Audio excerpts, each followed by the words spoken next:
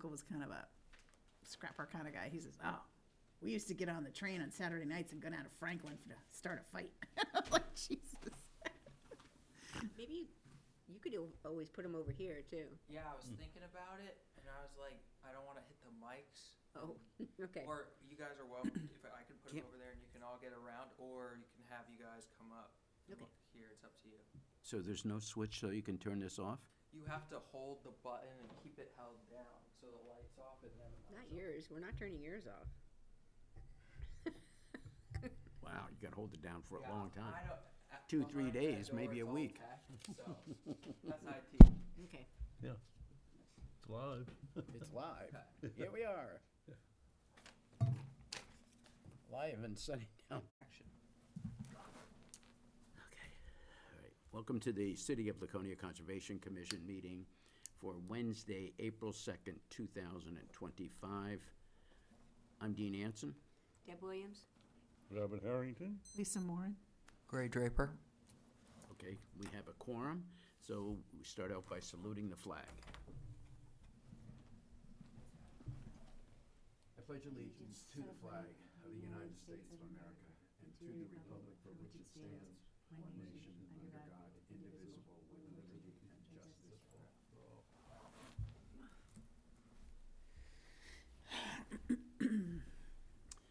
Okay, so the first item on the agenda is to, so our recording secretary is Gray Draper, and he's our staff that's in attendance.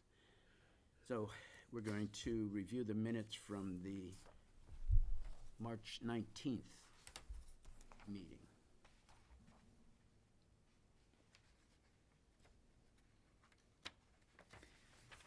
I move we accept the minutes of the March 19th meeting as presented. Okay?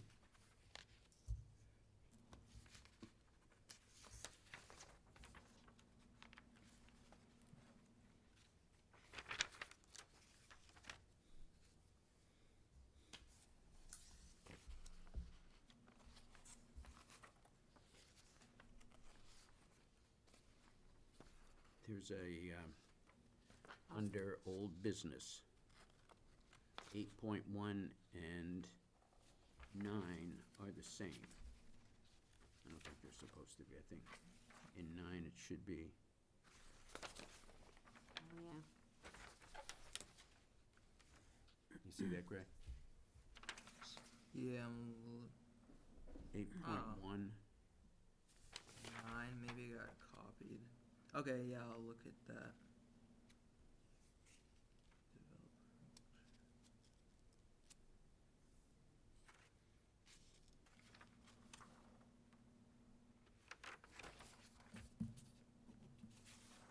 so I think 9 should just be the Yeah, I don't think it's developer supposed to have checklist. that.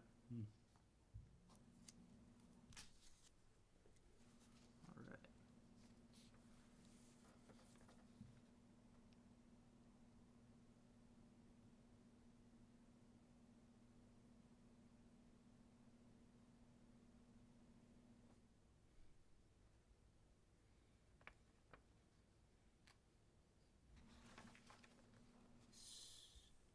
So I have a question about 9.1. Deb Williams suggests that Concon tables reviewing the regulations until next meeting. Yeah. Suggest take the reviewing S the off. tables. What? Take the S off. Suggestions. Williams suggests that Concom table reviewing the. Right. The table is the action, not, so just take the S off. Okay. Yep. Okay. Any other changes? Under new business 10.1, the Love Our Earth Day. Yep. Didn't we talk about having the table there? You guys had decided probably like 3 meetings ago now that you were gonna attend. So he was just doing the description. He just. Yeah, we Okay. attached the description, but then we didn't discuss or go over the description itself. Okay. Yeah. Thank you.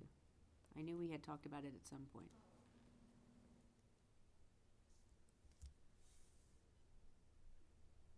right, anything else? No, I'll second Lisa's. Well, so I withdraw my motion, and the new motion is, I move to accept the minutes of March 19th with the corrections, with noted corrections from discussion. I'll second that. Okay. Anything else? Okay, all in favor, say aye. Aye. Opposed? Okay, good, thank you. Okay, the next item on the agenda is the developer checklist. Did we have any applications? I don't think so. No applications, No, okay. no. Okay. Okay, so the checklist that's here is the one, or are the corrections, changes that we made? Okay, Yep. good, thanks. Why is on page 4 in the far right column, Laconia invasive species highlighted green? Yes, so, these have all the corrected changes, and I was able to find the new web pages for all of those links from the original checklist, but the ones that are highlighted, either the page doesn't exist anymore, or there was no work, the link didn't work. It gave me Oh. like a 404 error. So those are opportunities to either replace it with another resource you want to include, or just take it out. It's up to you. Okay, so the ones in green, we have to Just replace. replace? Yep. Okay, So there's no New Hampshire Guide to Upland Invasive Species anymore? So When they do I it? didn't find it on the website that it was originally, that link was for.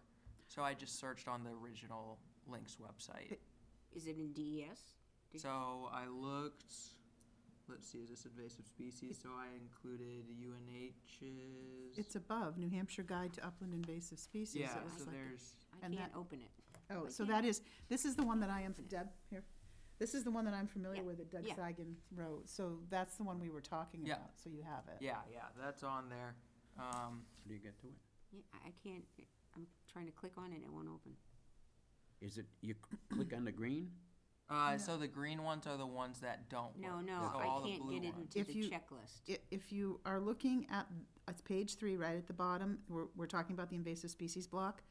The far right column, the first one that's in that says New Hampshire Guide, or NH Guide to Upland Invasive Species. That's what I clicked No, I on. can't get into the whole, I know, I was just telling Yeah. Dean, I was Oh. just telling Dean, because, sorry, yeah. why is that so I weird? think yours is, What? Are you looking at the PDF version instead of the I HD can't one? open it, is what I'm What is- saying. I mean the PDF version of the agenda. Oh, could be. Yeah, okay. So just use this one instead. Okay, Yeah, thank you.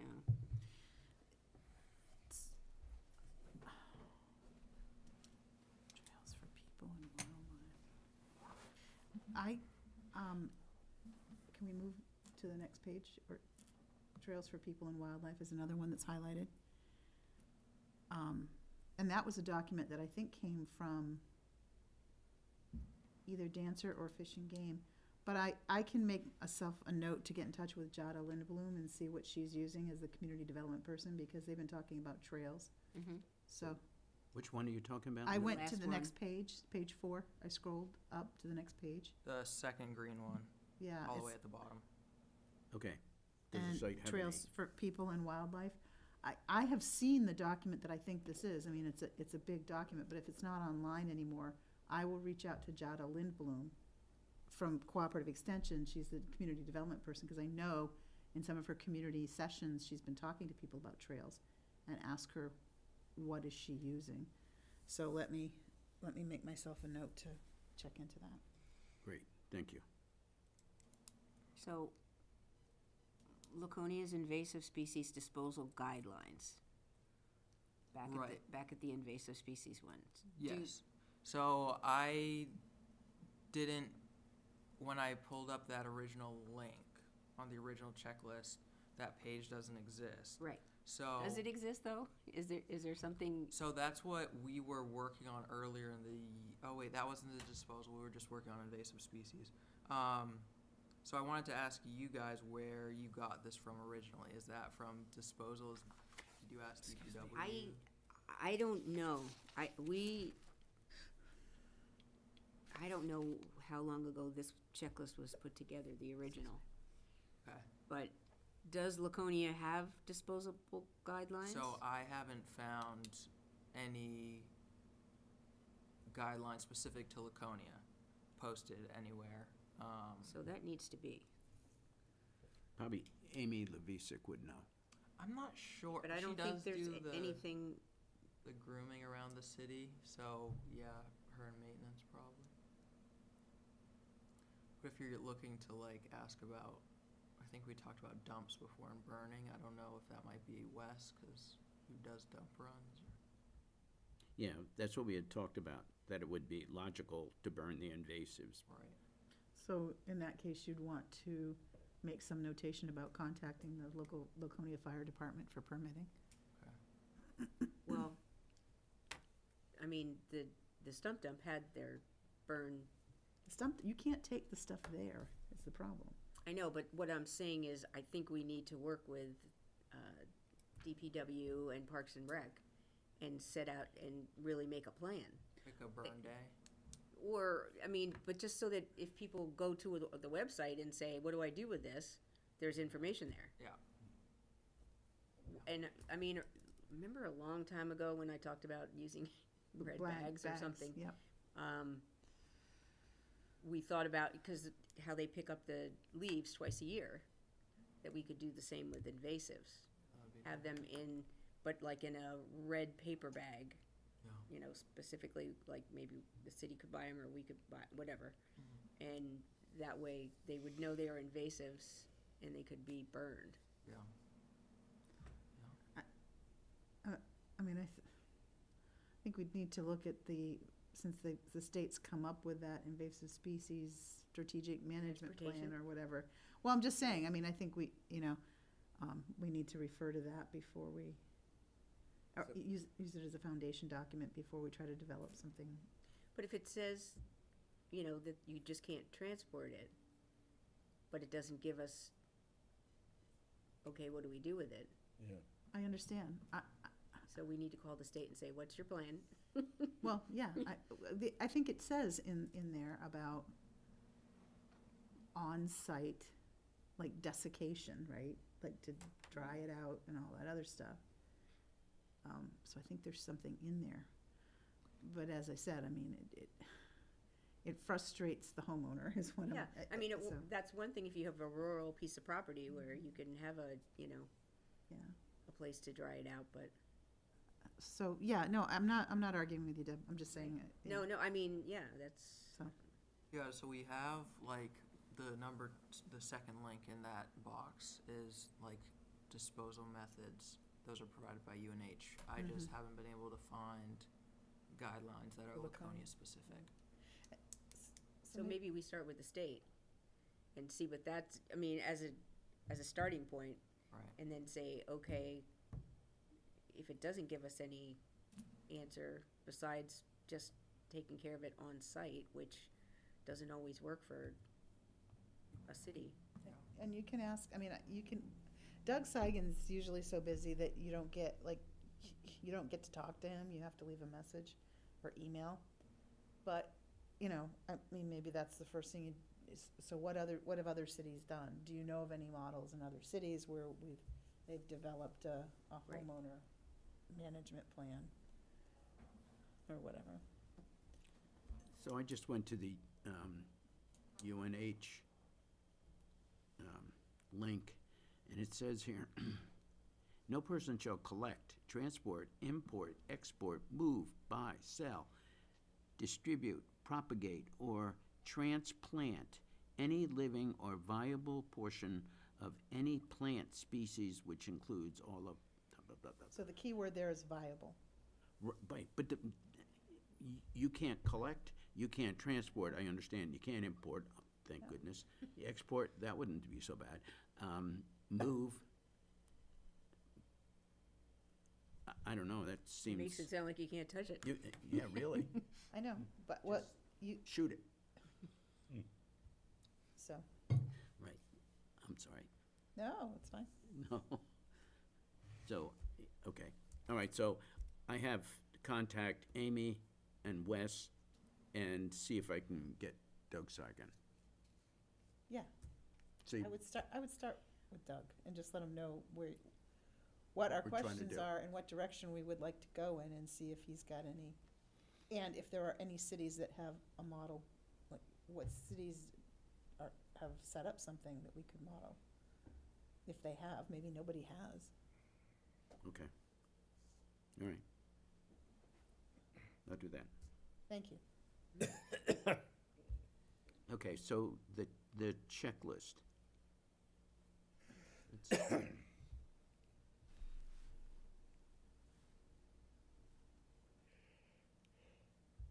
Not to be picky, but the font is inconsistent. Is there one of those things where you can just like do a select all and make it all one font? What are we looking at? I'm looking at invasive species.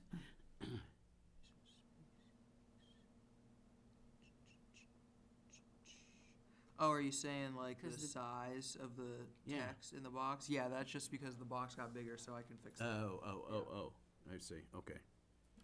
It's the computer's thinking. Yeah, I must have just scaled it, but Computer, I can fix that. Yeah. okay, thanks. At the top, on page 1, 3 Department of Planning and Zoning, is that 3 errant? Does it not belong there? The very top above where it says, Yeah. Okay. That's a good. Yeah. 3. just says 3 Department of Planning, Zoning and Code. Yeah. So I was able to scan in the old checklist with all gotcha. the edits, and Yep. then Yeah, just the carry it format over. was kind of funky, so I had to make up the header and footer. So yeah, I can take care of that too. Okay.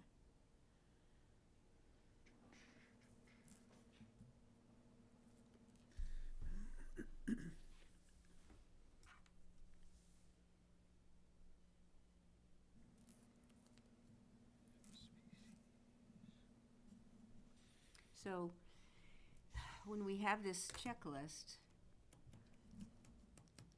it says regarding information within the Wetlands Conservation Water Quality Overlay District or the Shoreland Protection Overlay District. So it doesn't, it's not like inclusive to other builds. Which I understand,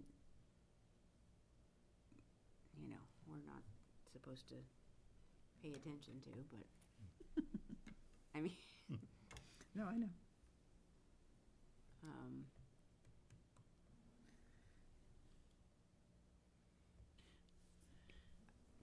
I think that leaves it leaves a little out for some people. So that when people are coming in for permits and you've got, all the papers that you give them, if you gave them this, they could look at it and say, oh, we're not building in the overlay district. So do you But guys I wanna don't know, change that? well, I don't know if we can change that. I don't know if it's something, you could ask Rob about it. This is not an official document. Yeah, so you can make it say It's, whatever it's you not want. it's not part of the law. Well, Let's make it the way we refers- want it. But it refers to, Yeah, the city ordinance, like the people building in those districts have to come before Concom. right, But yeah, this document isn't like legally binding, so. So can't we just, below is a list of items that the Laconia Conservation Commission needs regarding projects within the city. That's it.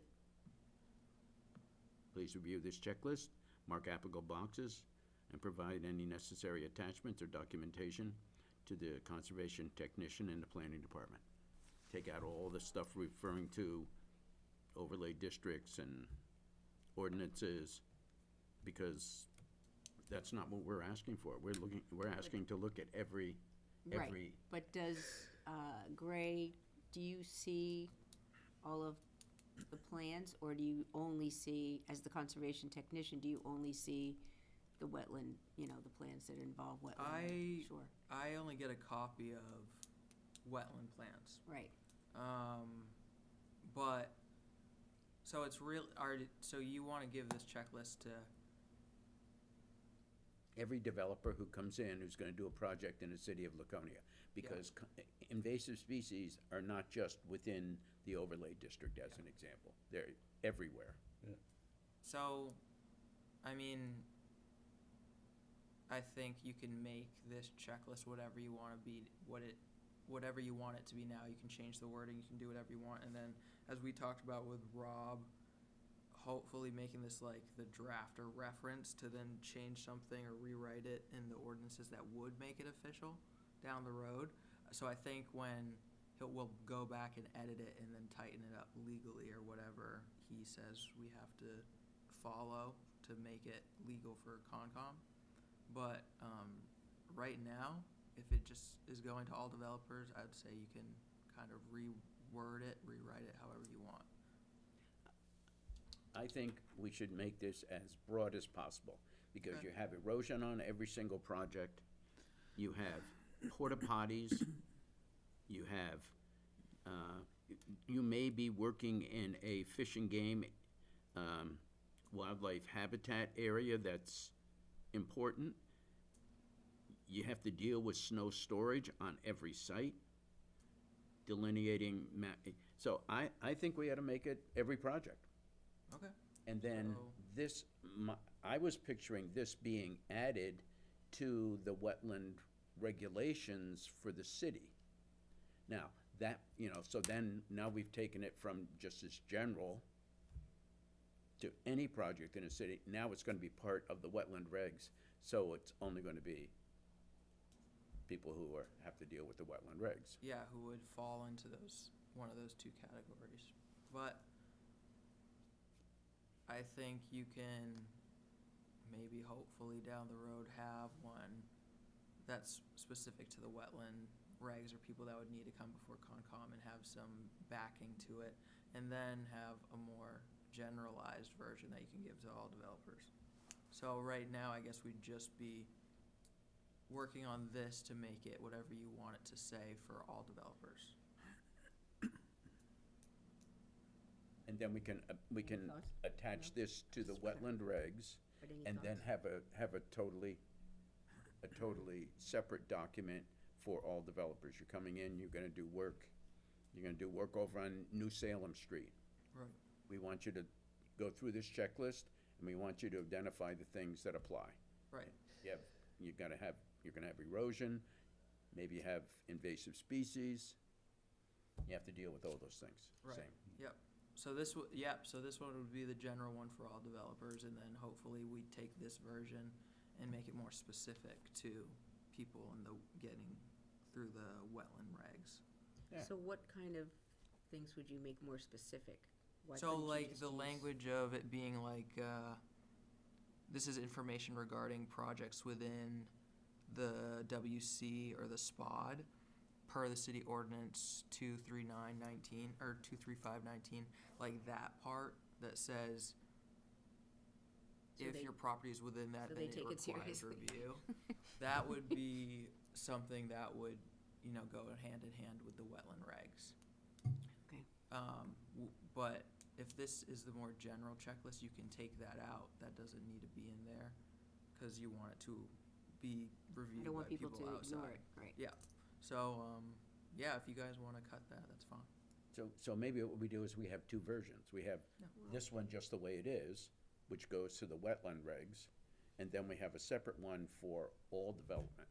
Yeah. Using the same checklist. I mean, it's gonna say delineating and mapping wetlands. We don't have any. Okay. You don't have any, There you go. Cool. but at least you looked. Right, especially like with the vernal pools that, we don't know where they all are. Right. And we may never you know, unless Right. we're out there in the next 2 weeks over the whole city. Listen in for those peepers. Um, I don't see where we have to have two different copies, but that's just me. I mean, I think we could say, you know, we could say this is for general projects, and particularly the wetland, you know, I mean, I just feel trying to keep, you know, two different copies. Yeah. I don't know. Maybe you could do something where it says like, this is, you know, for all projects within the city of Laconia, including projects within the WC or SPOD, so it's inclusive of all. Right. Yeah. Make Yeah, it, you can make that it easy change if enough. you want. Keep it one document. Yeah, because you don't want to have to. Or we can at least keep it one document now, and if, when we're rewriting wetland regs, if you want to get more specific or tighten things up, we can cross that bridge later too. Well, we could keep this and then, yeah, I mean, have the wetland regs anyway, but. Yeah. I mean, you know, how many times have we gone to projects, looked at projects, done a site visit where there were no wetlands identified, and then when we went to see it, do the field walk, we found wetlands, or we found a stream. Yeah, because I have to say, there was a map online, I think from DES, that kind of, it was like a map of Laconia, and it didn't designate the wetlands, but it, you know, it had a graphic, you know, little wetland picture kind of thing on there, and it didn't have all of them. You know, I mean, there were, you know, like, they didn't have, like, Holmesy's property. I mean, that was a huge wetland. Oh, probably because it was private. Did it seem to me that it was mostly like on public that they had? No, it covered, like, the whole city, Oh, so, okay. I don't know. I don't know. Well, the Fish and Game is redoing their, I forget what it's called, they're redoing their state kind of review to find out, to update it to where it is. NRI. Like an NRI, yeah, that's it. Hmm. So, Oh. maybe they'll find some more when they do that. Or maybe we need to identify where they are in Laconia and send it to the state so they can incorporate it. Is that a question that we should ask? If they're in the process now, should we ask them? How do we get more inclusive representation of Laconia? Okay, you know what, when we get down to Okay. 8 point Roman numeral 4, I think that's a good place to put it in. Okay, right. But I think that's a really good point.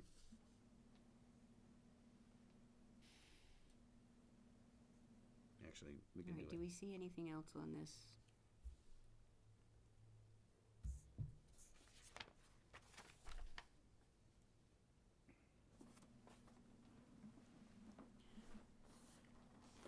Gray, do you know the difference between a detention basin and a retention basin? Yes, but I've noticed that I've mixed them up a couple times. Oh, good. Okay, well, so do I. So go ahead. What's your understanding right now? So I would say the retention pond is to retain water. Detention pond is to detain water. What do you got? Sorry. Dean, isn't there something like residency, like residence time for the water? Isn't that one of the criteria for I don't know. detention, Maybe Bob retention? knows. I was gonna, Do you know the difference between a retention basin and a detention basin? No, not I would say really. the retention one is to hold water. Yeah. Yeah. Like forever, and then the detention would be maybe to It's let it, temporary during Like the 72 hours, you Let it know. Yeah, there is, seep. yeah, there is a difference, and I believe that is one of the criteria, is the residence time. Do you want me to look up the definitions within RCS and email them to you? Okay, so I in her think, spare time. that the reason that's important is because the regulations are different for detention than they are for retention. So, so you don't want just the, you don't want just the definitions, you want also what the regulation differences are. I mean, if you can do that, Yeah, because that's my understanding as well. So was it retention is permanent, and then for a site like Busby at Langley Cove, where we do site inspections, they have temporary retention pond, or detention ponds, where they're draining their water through, but when they're done with the project, that won't remain one. So Gray, I put that on my checklist of something to do. Okay. So I would think, though, you know, if you're a project manager, if you're a construction manager, that you know the difference, and if we've asked them to show how it's gonna be managed, that hopefully, They should, because there are engineering differences. Yeah. Right. yeah, I think a retention is to hold it right, and let it percolate through the soil. A detention is to collect it, and then when it gets to a certain level, where you have a pipe that will exit, A not spillway? allow that water to come would out. be. Spillway, okay. I don't know, I'll find out. I just made that up. Oh, good. I'll find out and I'll share. Sounded good. Many dogs. Okay. Okay, so what do we want to do about the checklist? Sounds like we're not quite ready to make it public because we have a couple questions on the definitions of something. And we need to find out if there is a reference for that that people and trails or whatever. Trails, yeah. To see if there's a reference for that. So I don't think we're quite ready to make this a public document yet.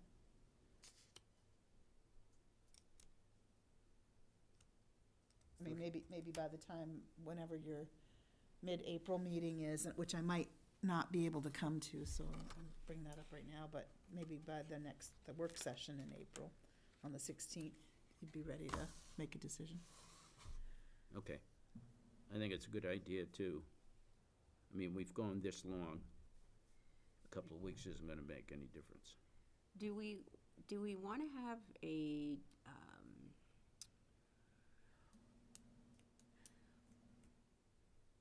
bear with me, I haven't slept much. Oh, I'm sorry. A little, oh my God. And I have coffee here too. Do we wanna have a little information in the back, in the end box for each of these? You mean this box here? So like, Far right-hand box? yeah, so, like, it says, what is the green space calculation for the proposed project? Is there a formula for green space Yes, calculation? yes. Is that something that we should put in as a reference? There we go, thank you. You can include it if you want. It's with the zoning stuff. Okay, We have a table. okay, Posted. so maybe that's a good idea. Reference the zoning table. Yeah, you can add, change whatever you'd like. Can you make a note of that, please?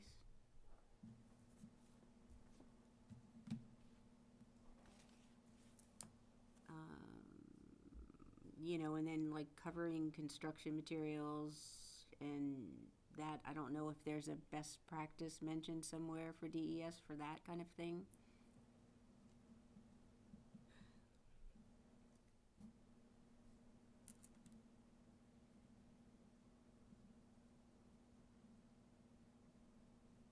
I mean, I don't wanna overwhelm people, but if we have a place they can go and get information on what we're asking. Porta potty is self-explanatory.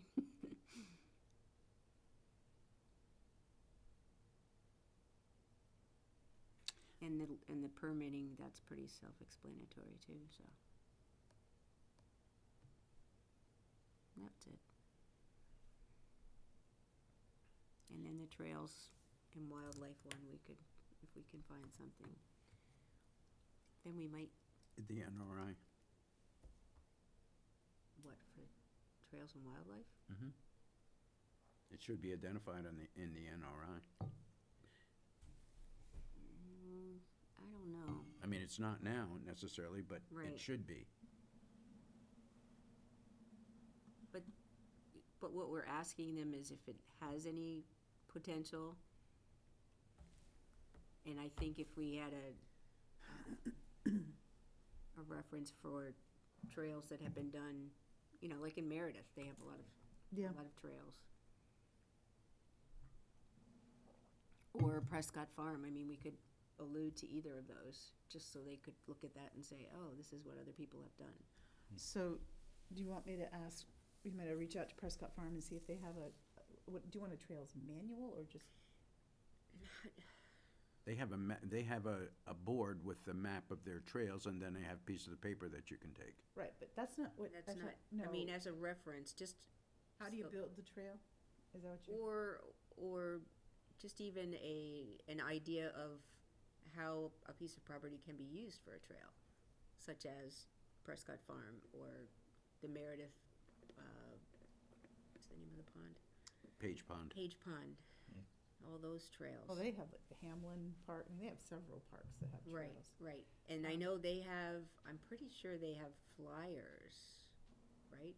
That tell you, describe the trails to you, so you know. Yeah. know Taylor where to go. Community has them, has a map of their trails. Okay. I mean, we don't have to go crazy with it, but, you know, So this document that I'm looking at, I think Trails for People and Wildlife, if it's the document I'm thinking of that it was actually, it was like, when you build a trail, you're not just impacting the few feet of the trail. You've got wildlife that's being impacted, so it's like how to locate trails so you have the least amount of impact to the land and wildlife. That was what that book was more like Was a manual. for. Yeah, right. so that's what I was thinking that was. So I can ask, I'll reach out to Prescott I Farm. mean, I feel that's a good reference too. Well, if they still have it, maybe they're rehabbing it, I'll find out. But I can reach out to Prescott Farm and ask them as well, do you have some, because they are an education center. Right. I don't want to take on an awful lot, so Yeah, yeah. with Meredith, if you wanted to reach out to Angela Lebrecq and, is that? Well, I think just to even go on their website, they must have I an think- electronic Yeah, I page. think what they have, well, I can't tell you what they have. Right. But most of the trails, things that I've seen, like, as New Hampton has a trail for health, like a wellness trail. They got money through wellness to put in a trail, Ah. a walking trail. So I think most of the pamphlets I've seen are more about, these are the trails. This is how you get from the parking lot to the trail. You know, they're not about trails. They're, Right. Yeah. But so, I mean, so that's why this one, yes, so would be good for them Okay. to see if they wanted to develop a trail. Yeah. I just wanted to give them an example of okay, how, And- towns yeah. have used trails. okay. So, but both are good. So, yeah, so we can divide and conquer on this. if Yeah, you guys I want. will look up the Meredith one, wanna- and, I mean, I Meredith could, and New Hampton, because I think that is worthy of Yep. highlighting. There's also, I don't know, they're a little bit more wild. With my knee, I haven't gone out there, but the Tioga River Conservation Area oh, yeah, off 140 has trails as well. I right. mean, there's a lot of options for pamphlets, and I don't know how many you want to include. Right. You may want I to. just want something that, electronic that's, Yeah. they can look up, so. Well, what I was gonna say was, you may want to,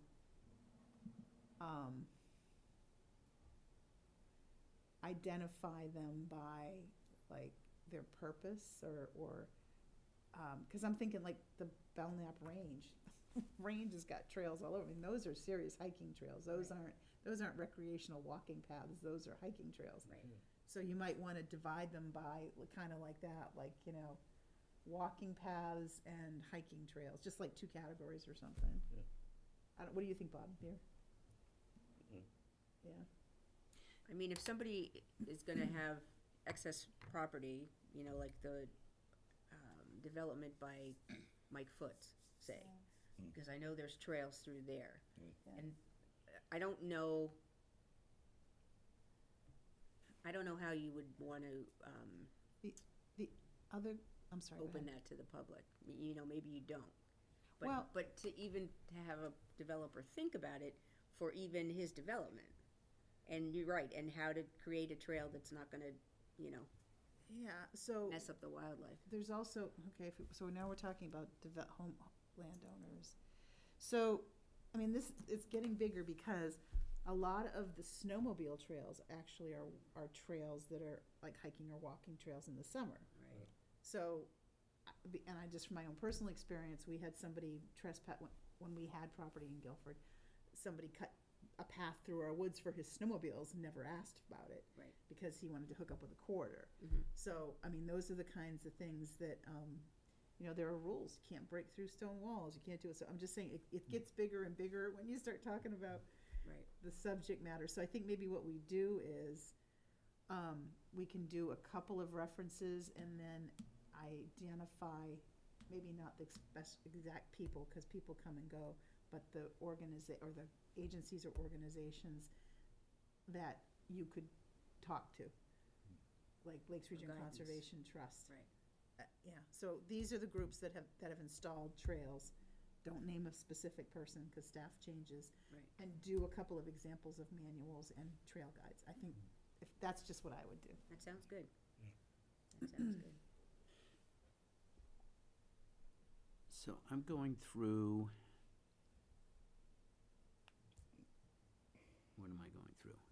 Let me I'm going through the New Hampshire Stormwater Manual, Volume 3. Holy mackerel. It's got stuff in there on how you stockpile soil when you've dug it out, how you stabilize it so it doesn't get eroded. They have, I went through skimmed through the first 30 or 40 pages out of 120 that gave you information. And so I think, you know, to reference that document is really pretty. But I think, It might be easier, it might be more helpful if we picked the page, so it would be. I think I would say that most developers are familiar with that, you know, or engineers or whatever. I would hope. Because, I mean, that's been around a while, and It's a zoning everywhere bylaw. I go, I see it and have people, you know, Okay, all right. plus more information is always better. But, you know, on the other hand, if I have to go through 122 pages to get to the last page to find the information that I want, I'm not likely to do that. If you tell me it's on page 72, then I just go right to page 72 and read it, and anyway.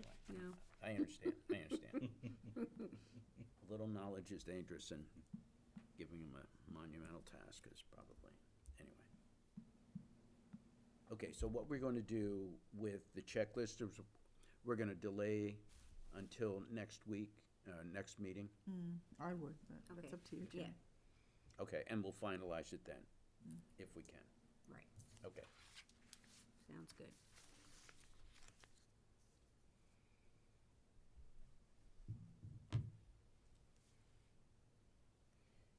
Okay, so under, wait a minute, let me go back. I don't know what I'm doing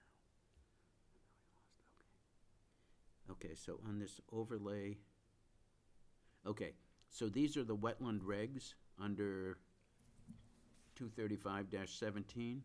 Yes. Okay.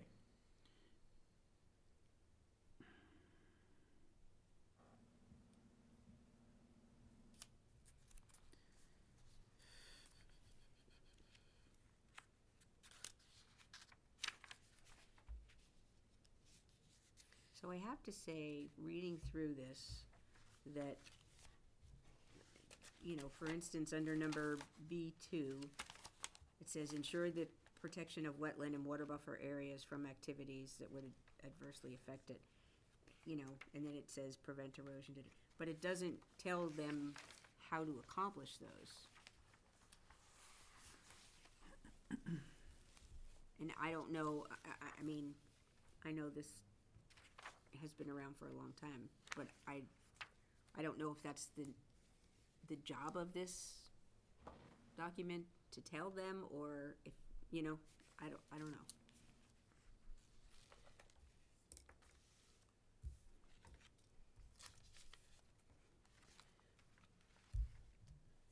Okay, Gray.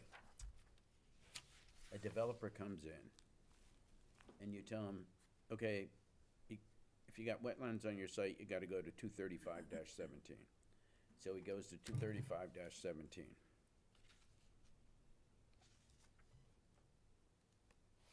And he reads through this.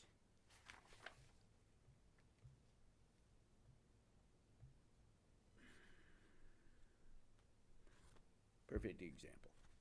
Brady Sullivan, over Langley Cove. Under item B, subsection C, prevent the degradation of surface and groundwater quality and quantity. Now, do you think that when they were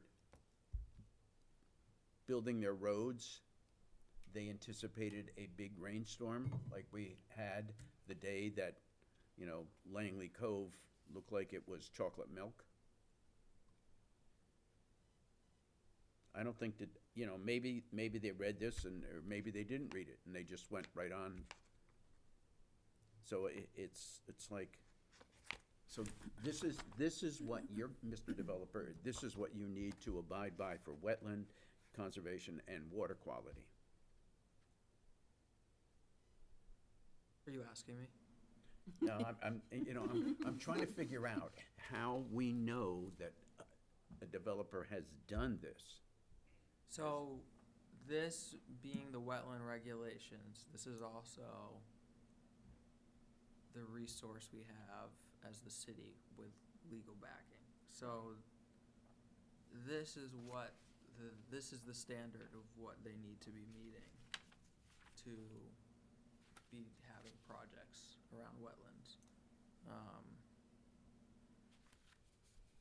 So, it's a different conversation about trying to enforce it when Oh, yeah. Well, we know that. they don't, but yeah. But it's, to me, it's, you know, if they read this, prevent the loss of fish and wildlife habitat, it doesn't specify how they are supposed to do that specifically. And each developer could have a different idea of how to do that. That's my point. And I don't know, I mean, maybe this is just to outline the law, outline the laws. But, and then maybe our, conservation checklist, or maybe you have other documents that tell them exactly how they should have, make these laws correct. So in rewriting the wetland regulations, I think Concom can draft whatever they'd like, if you'd like to include maybe suggestions of how to do it. I don't know about I mean, is attach- that what they So- need, though? Is that, is this the place to do it, or is this just the outline of the, This is really just like the legal structure. right? So something like including like the checklist and then having all the resources and getting specific with like the checklist, Right. that would probably be the best avenue. And I think that's also what Rob had mentioned before, hopefully adopting the checklist if you want that to have some backing to adopt it into the regulations. Because, I mean, you could always say, that at the top, right where this is listed, please see the enclosed checklist and make sure, to help you follow these guidelines. Yeah. And so that's where I'm not a lawyer. You're doing fine, I'm sorry. That's where it might, down the road, be helpful to have a second version of the checklist, because that one would be more specific to people with delineated wetlands on their property, or if they're in with the WC or the SPOD. Because right now, I think the checklist is strong as it is, but like you said, you want it to be inclusive of all projects, not just specific Right. to the WC and SPOD. So I think whatever you want to try to get adopted into the wetland regulations should be a little more specific to proper projects that are going on in those districts. Probably. What if we, as an introduction to 235-17, right under the title, had, attached is a checklist to assist you in going through the Regulations. requirement, the regulations. Because frankly, if I was the biologist on this project, you handed me this, I'd be, oh boy, oh boy, oh boy. This is a lot of fun. This is just like, so first of all, to prevent the loss of fish and wildlife habitat, first you have to identify it, and you have to, what kind of habitat is that? Right, so they would have to either, if it's like one of the lakes, that would be information available, or they would have to get a wetland on their property surveyed to get that information, which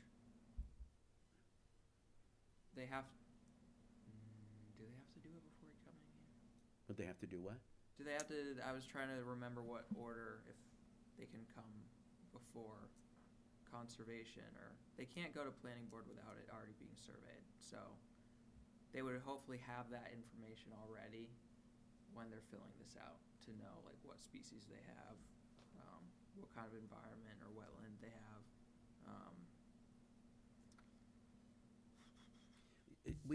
This is an existing regulation. Yeah, that's what is currently Right. standing now.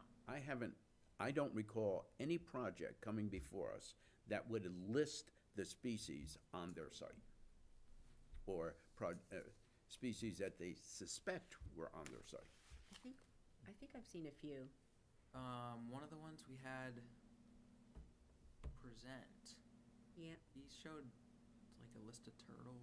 Well, it was a list that he was supposed to look for, or the scientists needed to look for at that site, and they did not find him.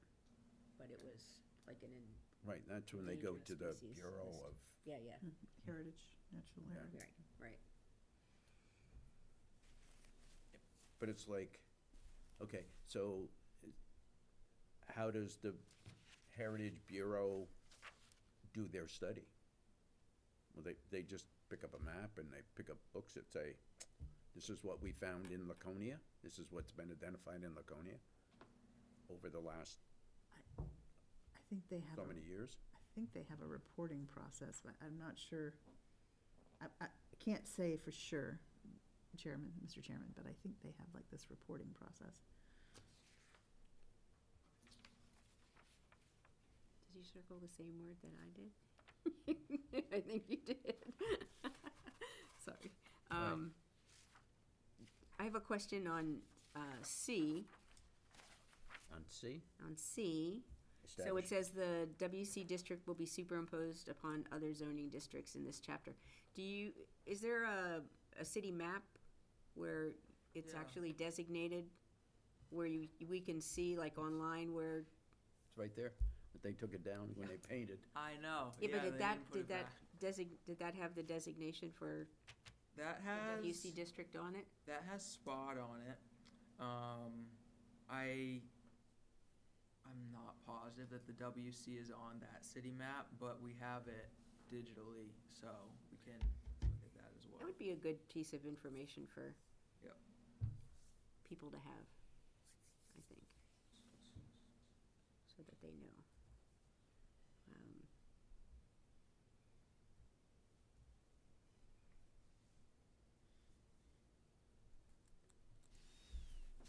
Do you want me to keep going? Well, so are you past E? No, I'm on D now. Oh, okay. Where it says under 1, where maps and field investigation indicate wetland may be present, the city of Laconia may require the applicant to provide a professional wetland determination. That we would definitely want to change to, Shall. yeah. You guys agree?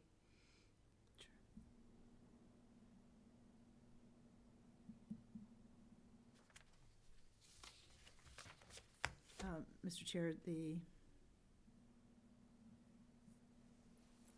didn't you have, it says that where it's current methodology adopted, but didn't you have something above and beyond that about timing of year and stuff? Right, Yes.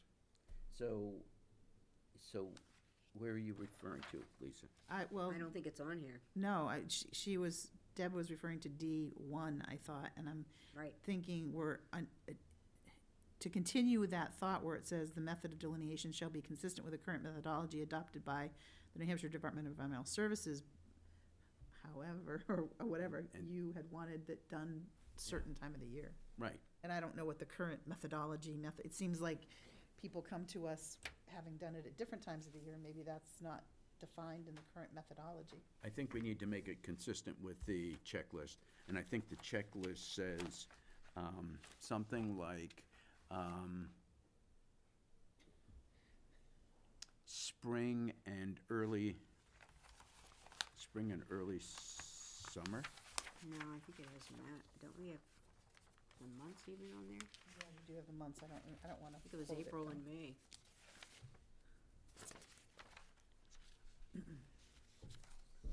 Do you know what it March, says? March through May. Okay, there Do you know what it says, Gray, in the methodology, the DES methodology? For water So- testing timeline? Or sampling, whatever? Not off the top of my head. I know Okay. when we talked about it before, I think that's something that would have to be further discussed with Rob, because I know Oh, it was being chatted about before, and it was like, I understand wanting to have them do it in the spring, but I'm not sure if we can legally. oh, It's what?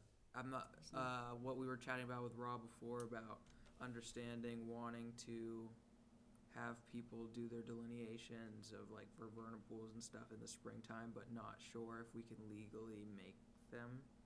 So I said that would just have to be a further discussion with Rob. Okay, so there was a developer on Lexington Avenue. Mhm. That's New York City, isn't it? No. No. Anyway, Lexington Avenue, and he came in and his wetland survey was done in the dead of summer.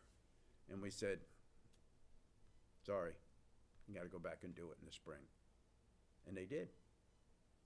But he was cooperative and he, Well, yeah, but, so Miss, I mean, so there's a precedent for doing it. so is it possible for that discussion to happen between, when, I'm sorry, is there a timeline for this? For this? No, so there- ASAP, whatever. last week. Well, I'm just saying, we know, so is it possible for us to set up that discussion with Rob and maybe the legal counsel for the city about what we can do? I mean, I would not be in on it because it's not something I'm Right. qualified to necessarily I mean, I think, fight for, but. so the question is, what does DES require? What are their, Yeah, the first step is finding out what's in that manual, that methodology outline guide.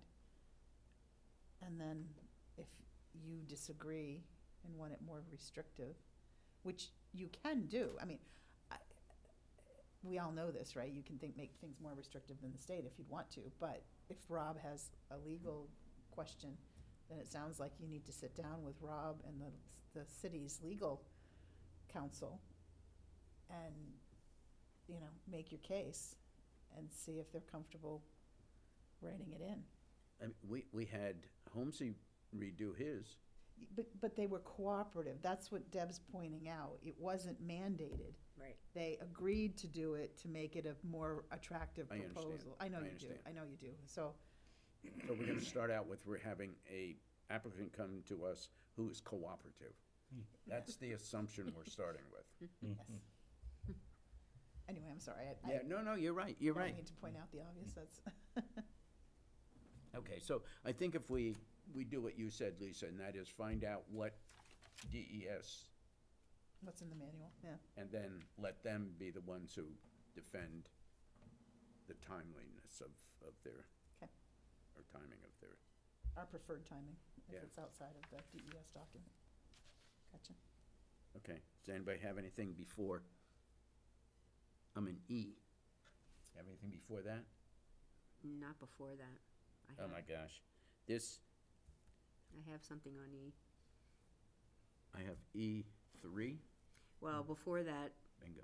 number 2, it says disturbing the buffer without prior permit approval may subject you to violations and penalties. There again, I think it should say will.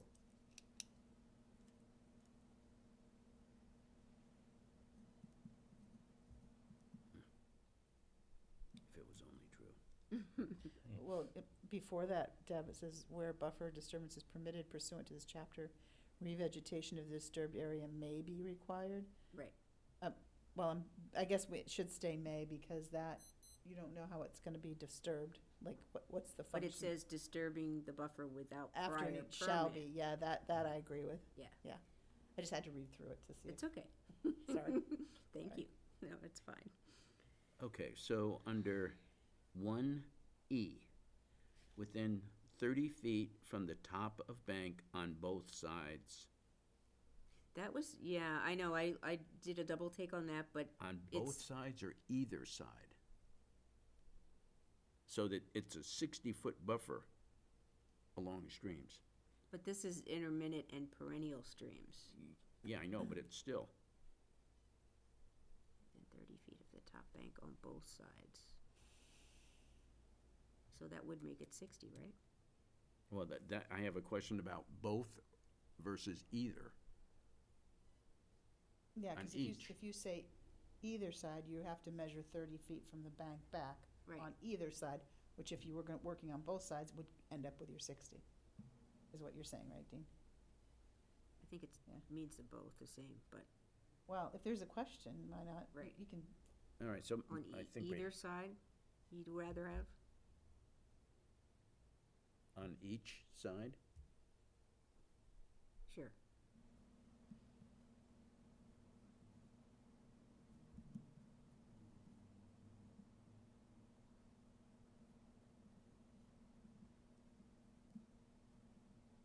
And, okay, so these streams are being identified on the USGS quad sheets.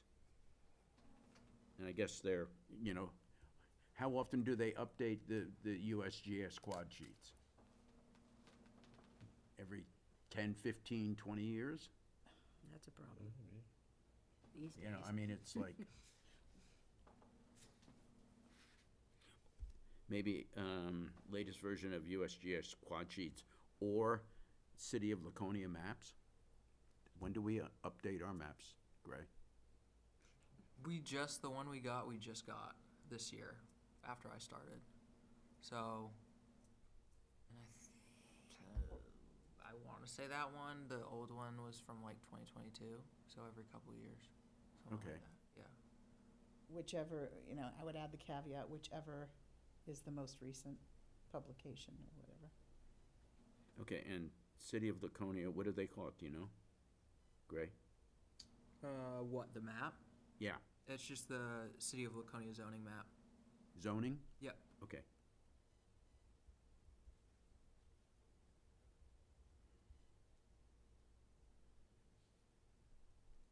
Okay, Do we need to, I don't know if this is, do we need to say something like, all documentation shall identify which source you're working from, or something like that? If you're giving them two sources, we'd want to make sure that we knew which source they got it from. well, do we want them to use the City of Laconia zoning map? Is that what we want them to use versus the USGS quad sheet? Well, the USGS quad sheet often has other information on it that is of interest, like borrow pits and other stuff that might not be necessarily of interest to Laconia. So I would give them the option, but I would just put a caveat in there, that to use whichever is the most Recent. recent document, and all reports submitted to the city will identify which source you used, or was used, whatever, so that we're not wondering. Right. reference which one Okay. was used. Okay. Because that could, actually, that might come down to a legal challenge. Yeah, so that's a good idea.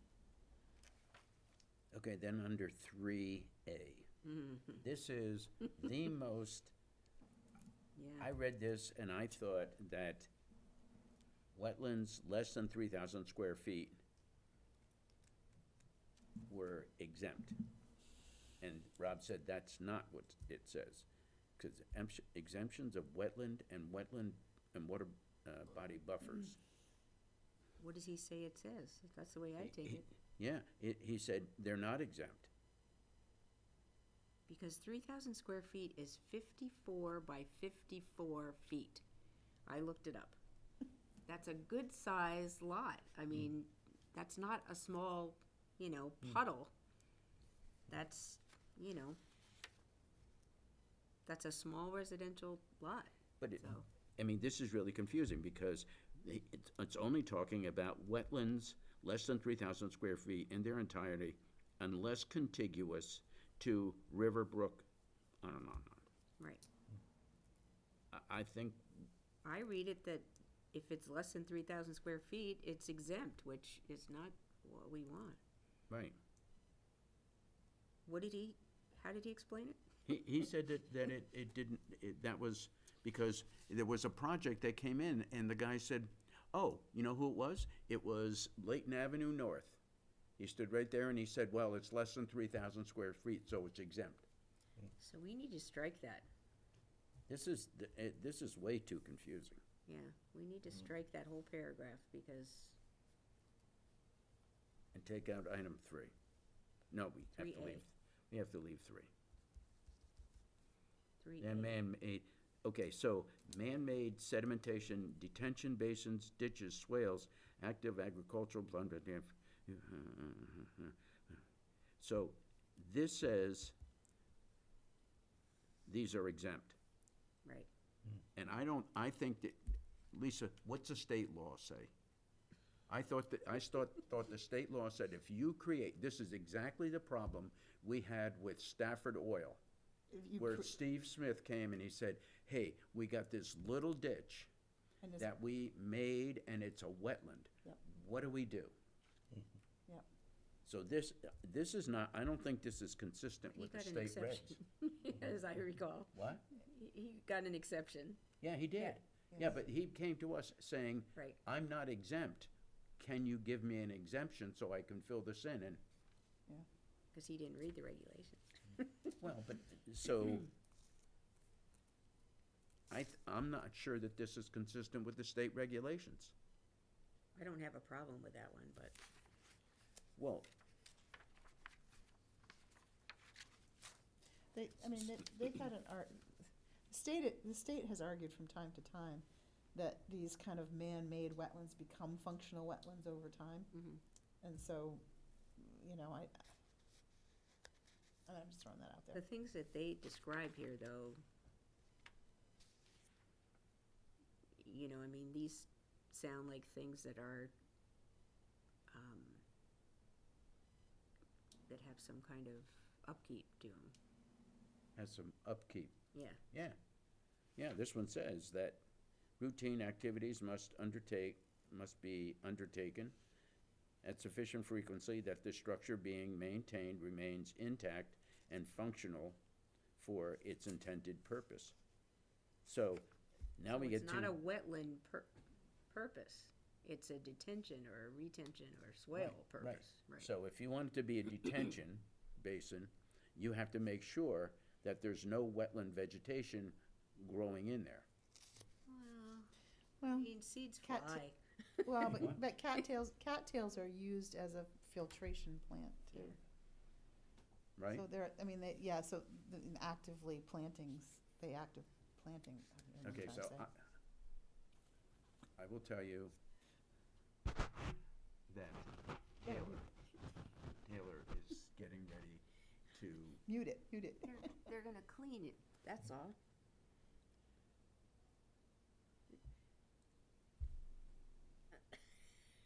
but are they allowed to do it? Yes. If most, I'm just, so, I'm not interested, that's not the word I meant to say. Familiar with things like surge pools that over time grow things like cattails, but they are designed to be cleaned out. Right. So there That's- are structures that So, are designed to be It's part cleaned of their best management, I'm sure. out. Yeah, they Okay. have like a 5-year so, plan. so or this whatever. says detention ponds can be cleaned out. What about retention ponds? Well, that goes back to the definition, and I think what Right, Deb was right, saying right. was Anyway, that, okay, yeah, detention ponds are short-term and retention are longer term. okay. So So we're gonna leave that one the way it is, it's up to you. okay? I'm good with it. Okay.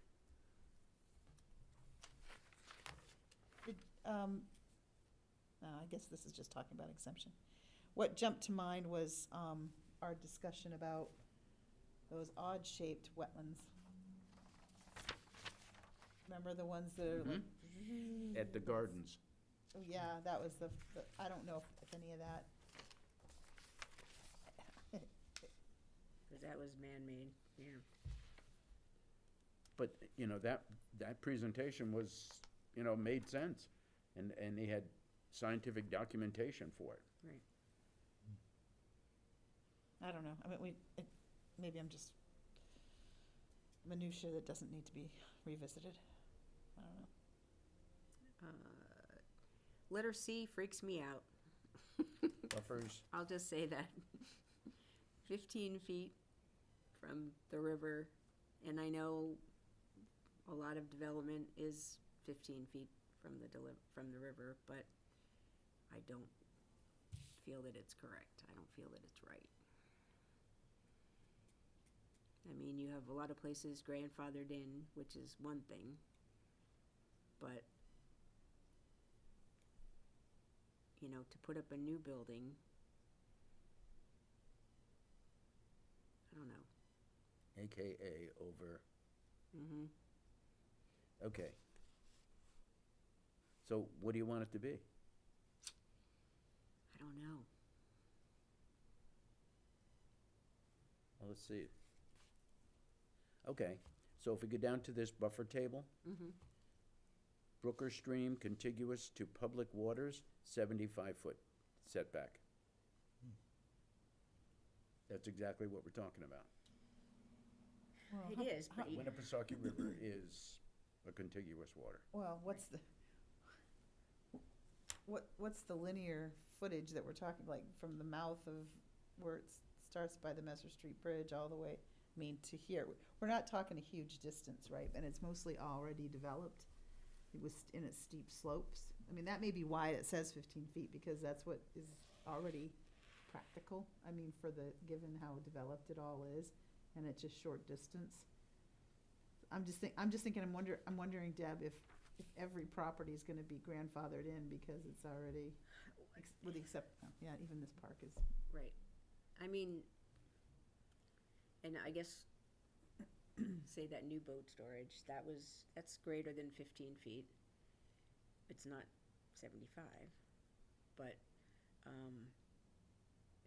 you know, I would have to say, though, that any development is, you know, that's contiguous to any river or body of water like that, even if it's grandfathered or in industrial area, it needs to have special precautions. So maybe that's what you build into this, it's not the distance, Right, but the management. right, Mm-hmm. right.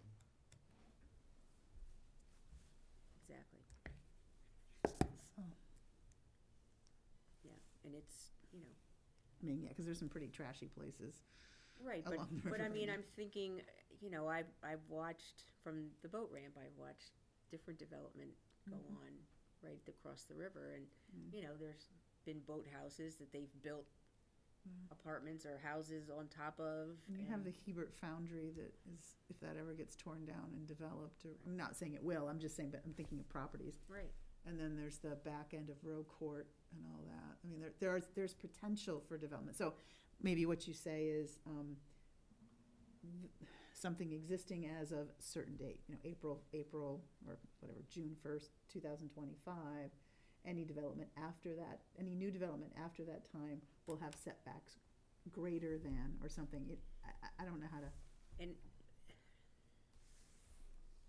And with foundations and stuff, I don't know if setback is the right thing. I mean, yes, it would be great to have setbacks, but I was thinking more of a more stringent, management requirements. yeah, well, that was what I was thinking Yeah. initially too, because of so much in-place development, but catering to your thought. For like a new build, yeah, Yeah, because there are locations that could be redeveloped. right. You know, True. so, I mean, I will leave it up to you. I just was putting out ideas. Right. It is, I think, it is all, I have not looked at the soil map, but I would say it is all considered urban disturbed soils. I mean, so, there may be wetland, they may be like a wetland type thing, but the soils around, the buildings and soils around them have all been disturbed. It's Right. not. I'm also thinking of the cemetery. The what? That little cemetery. Cemetery. Hmm. It's back there, Yep, by the Dollar Tree, that little, yeah. yeah. Are I've there- forgotten what it's called. Do you remember what it's called, Gray? That little cemetery? off- Well, that's Monroe Street. Yeah. So, see Laconia. It says Riverside Cemetery. Thank you. Is there, and I have not been back there ever, Oh, I've been back there, yeah. is there any kind of buffer there of protection? This was several years ago, and I went from the Winnipesaukee Riverside, and it was just a tangled mess of brush, and it was kind of steep, kind of included. Is it, yeah. So that was then.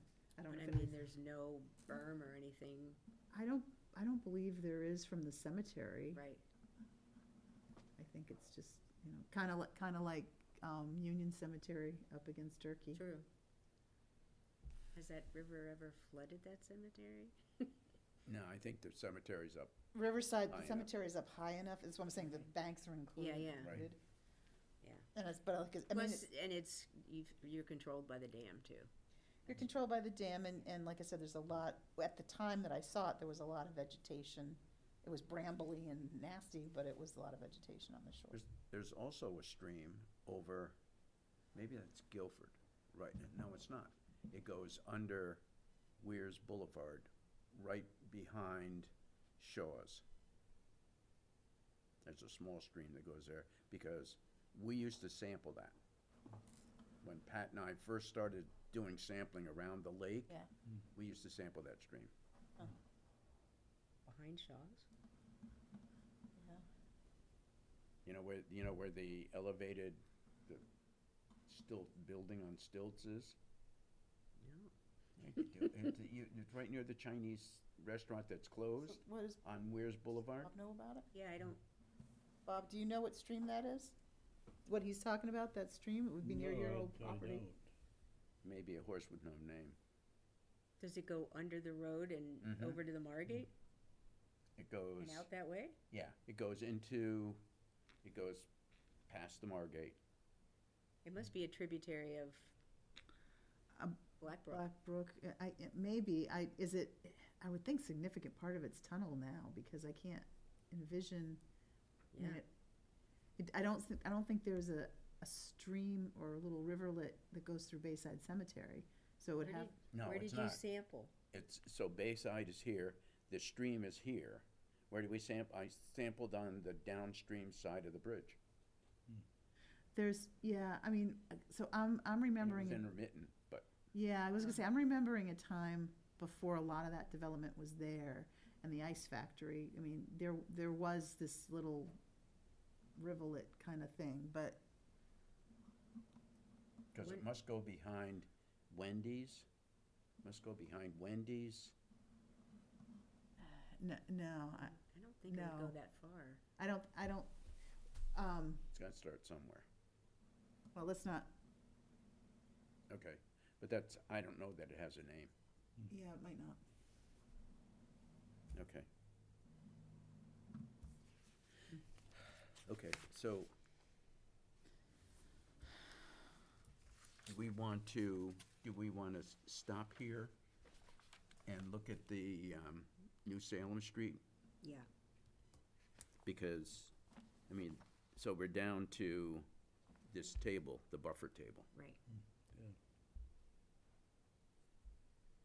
Right. Yeah, let's table this till the next meeting. Buffer table, it's in there.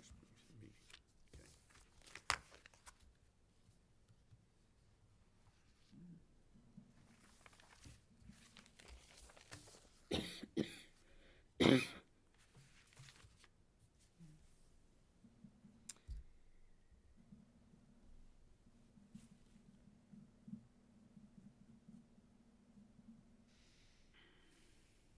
Okay, can we just talk generally about, we got a proposal from FB Environmental to update our NRI. And to do, essentially do a paper study is $18,000. So, Wow. I think from talking to Barbara Richter, we can use our conservation funds to pay for this.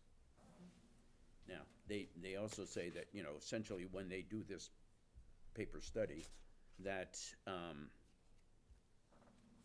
they're not gonna do any field work. No. So there might be specific areas we want them to do field work in, but they need to identify where those are and give us a recommendation, and then give us a price to do that work. So the question is, do we want to get so I have two questions. Number one, do we wanna use them to do an update of the NRI? And then, can we go to one source to get a proposal, or do we have to go to numerous sources because it's $18,000? It's a good question. I'm not sure. That would be a Rob question, definitely. Okay, so we need to ask him. I think the other thing we need to do is talk to Glenn Smith and see if he is in agreement with what Barbara Richter said. And if he's not, then put him in touch with Barbara Richter and they can talk about it. So the question I have is, do we want to start that, do we want to do two things? One is find out how many other proposals we have to get, if we have to get more than one. Secondly, do we want to start the process of Barbara Richter and Glenn talking so that we get approval to use the conservation funds? Sure. So then, before a contract's written up, though, and where I'm going is, would we want to build on our old NRI and put in that we would want field work done on our, like, we have high priority sites written in the existing NRI, that we'd want them to do field work for the existing NRI? Okay, so I think that that's a good place to start. And that would change the dollar figure. That's why I was asking that question. If Glenn and Barbara Richter are talking $18,000, they may agree. That's fine. But if we're asking FB Environmental to do field work on 3 of our highest priority sites in Laconia and include it, and then it comes up to $30,000, maybe there's a threshold or something I don't know about. Yeah, I'm talking about not having Glenn and Barbara talk about $18,000, but philosophically, are Can they you in use the general agreement to funds? use the conservation funds? I got you. Okay. That's what we need to know. Okay, well, I guess, And then I think your point is a good point of, well, the question is philosophically, I think it ties into the philosophical question, is are there limits? right, and that's what we need to talk to Rob about, to find out. And I actually think that the limit is $5,000. After $5,000, you have to get 3 estimates. Right. I agree there. But beyond that, I think with Barbara and Glenn, there may be there may be limits too. In other words, Mhm. where the monies come from and what the process is gonna be for So- spending those monies. Yeah, so Barbara told me that if you are using the funds to preserve your natural resources, Yes, then you can use the funds. I agree with She that. didn't say That makes any sense. specific amount, There's she no- just said, Okay, so there's no break-off point where then the process becomes different, okay. But unless I we. think it depends on each city probably, or town. Well, that may be, and she wouldn't know that specifically, that would be Glenn Right. who would know that. Right. Right, okay. I'm sorry, I didn't mean to complicate. Okay, so, 2 questions. One, we need to talk to Rob and find out what the limit is we can sole source commit to. And the second is having Barbara and Glenn talk to each other and agree that, yes, we can use our conservation funds. If we can't use our conservation funds, It's we're moot. gonna be selling popcorn and seeds and cookies and candy, so. Right. I think the major thing that they're gonna do here is, a co-occurrence study. The co-occurrence analysis identifies areas with the highest density of resources within a given area, usually utilizing GIS. These high-density areas contain multiple overlapping resources and/or resource protection areas. Okay. Okay. All right, so I'll have Glenn and Barbara talk about this. Okay. So let's do New Salem Street. Fish and Game, you know, it's the same thing as the cohort that we did before. We can apply for another cohort. Doing whatever. Go This for it. one would be like habitats, looking, you know, kind of doing that co-occurrence kind of thing. Having them help us do that. Okay, I can't commit to anything right now. No, I know. Okay. But, you know, that means we're gonna have to, okay, so let's look at New Salem Street. That looks like, Are these final plans or just a overview? These are the plans they are submitting, so they should be final. so they're submitting these to the planning board? So these are the plans that should be submitted to the stuck. planning board. Okay, and when's the next planning board meeting? They just had it last night, so. Oh, so it's the first Monday of May? Yeah, I believe so. I'll have to double check that though. Last night was Tuesday, right? Yeah, it's Tuesday night. Okay.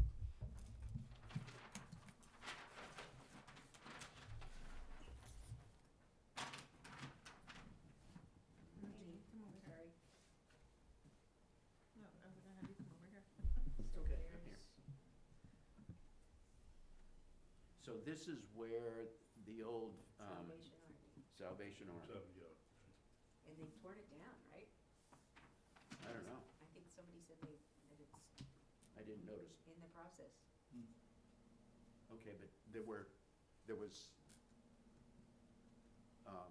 Salvation Army, and then there was another building where the bicycle repair was? Right. behind it, wasn't it? Yeah. Yeah. No, This it's way. over here. It's over Oh. here. Oh, yeah, this way. Oh, okay. So that's the entire. So how big is this site? Do you remember?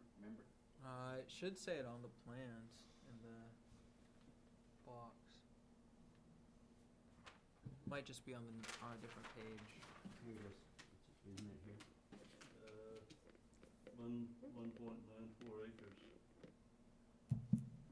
Less than 2 acres. And It's a good size. so who's building this? It's not the housing authority. No, we're Okay. not involved in that. A&M Holdings? Somebody from Shore Drive? Or is that just the?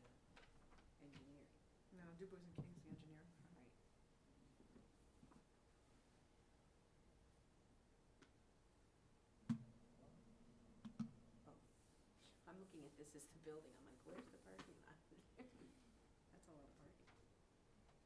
So they must be, so what's the zoning require for parking here? I don't know off the Is top it- of my head. Are they actually separate buildings? Yeah, it looks like it, Yeah. building 876. Yeah. Yeah, 11 And they're only proposed supposed to buildings. be two-story, correct?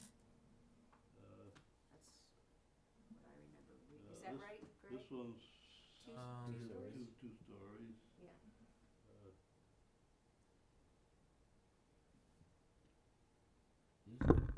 These look like they're look at the snow storage there, right by the guy's front door. Nice. He can get, he doesn't need an ice maker in his machine. Snow storage.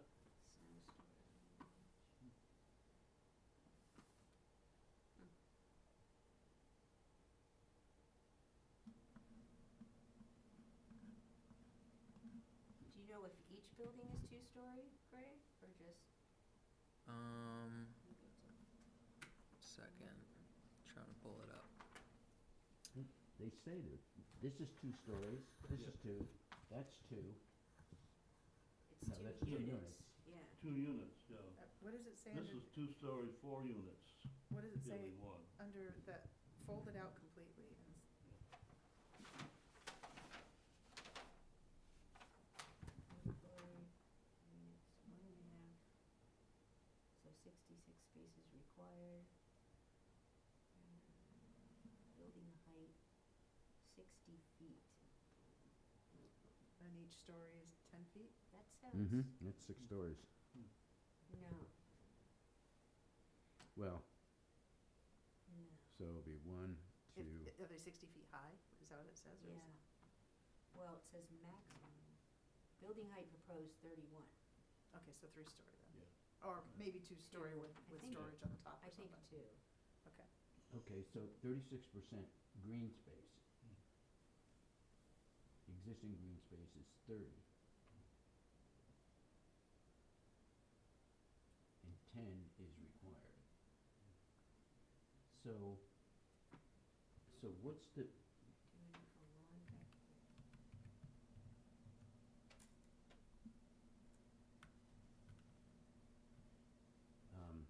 do we need all these parking places? It says, yeah, I mean, you have to have 1.5. Where did I read that? Spaces. Given the kind of construction it is though, Four. Dean, That's more than, given the kind of construction, we could ask for permeable. Here it is. Dwelling units times 1.5 1.5. equals 66 required, required, and they're gonna build 84? yeah. I don't want that much, impervious black surface. Well, that's why I said we could ask them for pervious. Right, but we can ask them to do 66 and not 84. It's up to you. I'm just saying, if they make an argument, you can offer. My guess is if they're thinking this is families, wasn't that the argument about the other one, is that 1.5 really isn't enough for families because most families have 2 cars, and then if you have a child who drives, you've got 3 cars. I mean, that was their argument, so. 1.5 is the required 1.5. Mhm. So if they had 2, so how many units do they have? They have 44 dwelling units. 44 times 2 is 88, so Yeah. they're, somebody's gonna. Why don't we put in bicycle racks? No.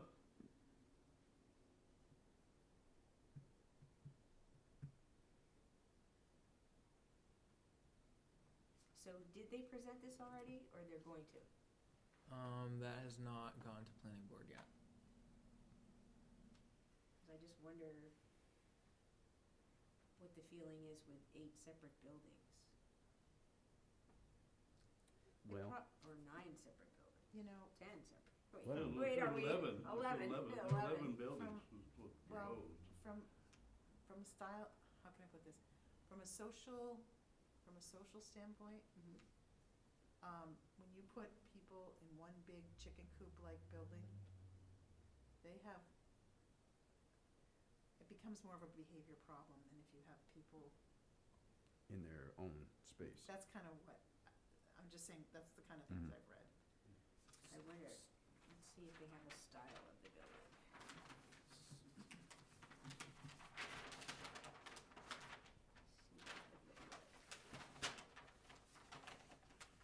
So let's see, this is like right near the police station, so Yeah. it shouldn't be too much of a The problem. police station and the bank, I mean, it's right across the street from the, Isaiah. the rebuild of the bank. And And, it does create a more community appearance, you know what I'm trying to say? right near the boat ramp. Well, No, it isn't. It is too. Not that close. It's within walking Isaiah. distance. Well, it's true, it's within walking distance, that's true. I wanna see a picture of a house. That's So they're connected to sewers, right? Yes. Yeah. Okay, so, the reason they,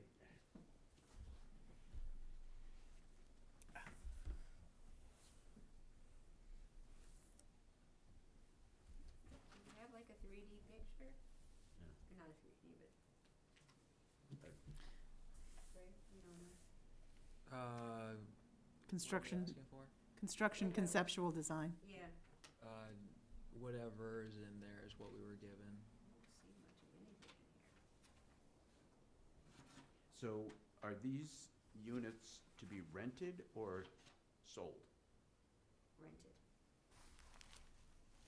Is that what it said? Hmm? Is that what it said in the write-up in the paper or Yeah, something? Oh, okay. Yeah, that's, That's what that I it was thought gonna too. be rentals. I just, you know, I'd be interested to see the conception of what the buildings are gonna look like. You know, it would be nice if they were a little bit, you know, colonial or brick or something to match.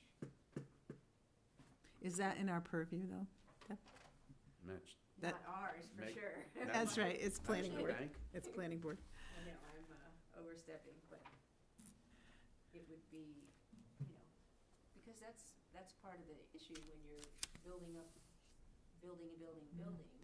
So, You know, do you wanna keep the atmosphere? so the other homes on that street are wood structures. They're older wood structures as you continue down the street. Right. So, you know, if those are wood structures, small homes, that is keeping in character with that street.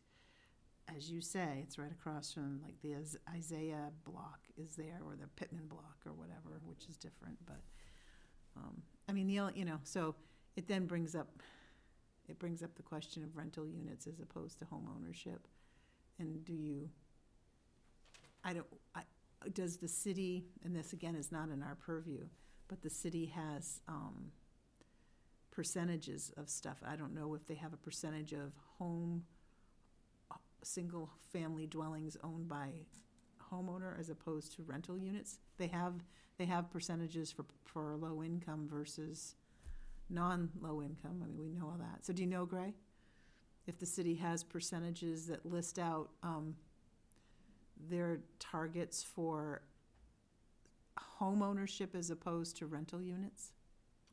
That's something that, yeah, I'm not sure. Okay, because I know, what I was just saying was I know that, because Mike has talked about this too, that the city does have calculations based on lower income housing dwellings as opposed to non, and I haven't seen the table, so I don't know how it's all broken out, but, so that would be another question, which is not in our purview, but is, are they actually meeting the demands of the city? What does it say for landscaping, because that is in our, Well, it's got a couple of those. Bumpy trees, man, this is a bumpy tree.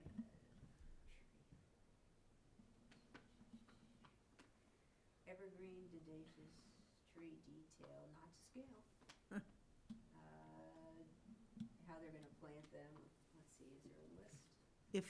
if they're evergreens, when they need to be a salt tolerant variety because of all that parking area.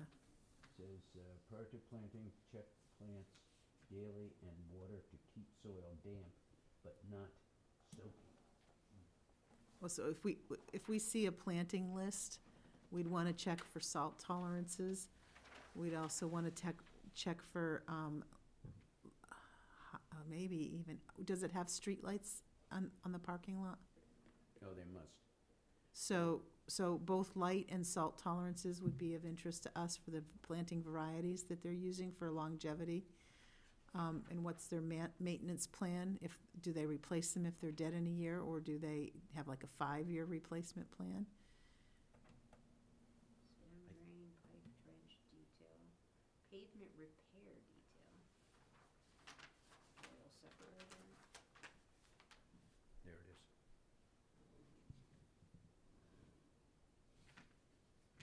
Fence placed in accordance with, so I want to know what the rent is.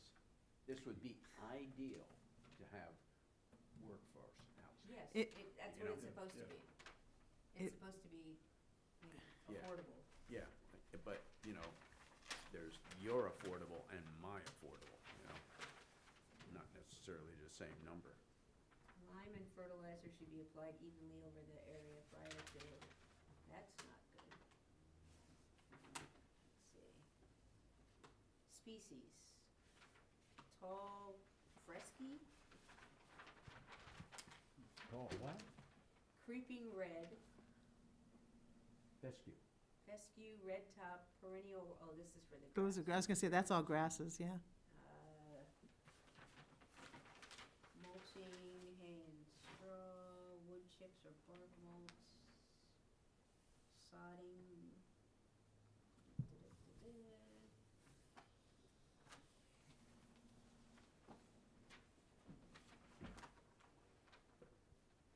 Tree protection detail.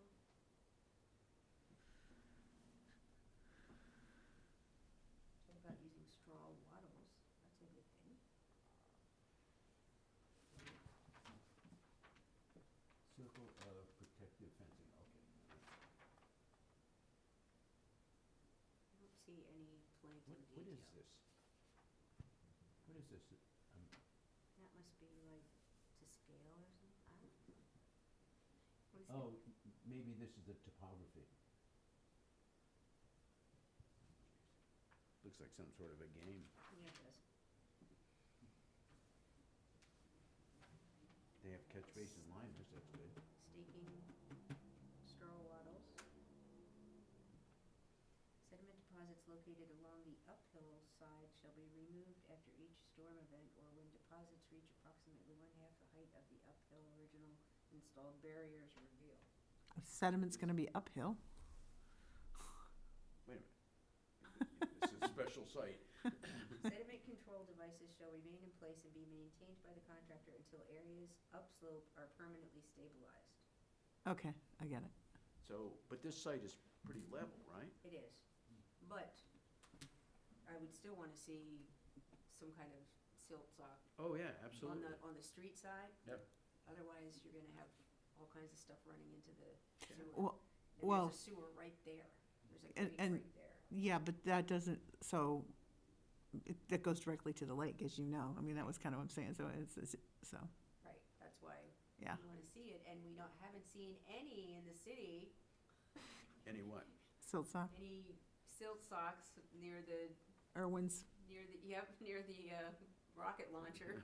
yeah, they've been working on that site. And they have been working on it, They yes. have been Yeah, working they're, there. they're Yeah. putting a framing in. And also, T-Bones this week started their deck.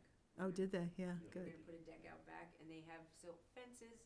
I don't think they have silt socks, and that's Wait a going minute. right down. No, and they're supposed to put a silk screen in the water, remember? Were they? Uh-huh, they said that they were gonna put a Do you have a site, a sedimentation screen in the water. I was gonna ask Ray, do you have a site visit set up for that, a construction site visit set up for that? In the Black So Brook? that Before it gets starts to Black Brook, once. yeah. Yep, and that was their idea. I don't think we have one for that specific project So- set up yet. Okay, Um, so Grace says she isn't, And th- so, sorry, he doesn't have one set up for that site yet. Maybe tomorrow. so who is Are you it? talking about for the one the elevator shaft one, or are you talking about the pot display? Both Both of them. them. Okay. but T-bones in the back, and For I their could deck. be wrong, but I think I only saw a silt fence. But he's supposed to put a silt Curtain?